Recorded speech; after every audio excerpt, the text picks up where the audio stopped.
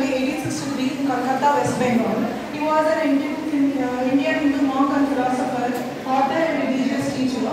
He was a key figure who introduced the Vedanta and yoga to the Western world. So Swami Vivekananda became popular after delivering the speech in the Chicago, while starting the speech with the brothers and sisters of America, introducing the Hinduism to the Western world.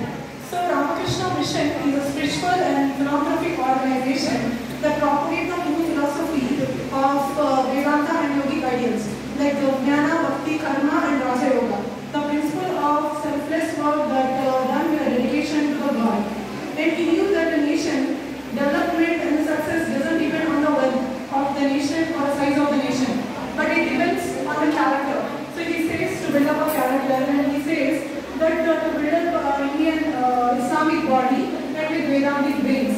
As he says that he was an advocate of Islam to the extent that it doesn't encourage any class or class restrictions, but it propagates the equality. So he says to build up the Islamic body with Vedantic brains. He knew that, and also uplift of the women.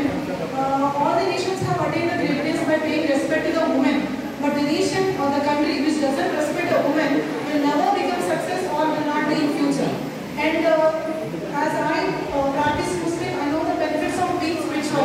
So today I am talking that I should be a role model, and in the best woman is a wife, but in each she is a mother.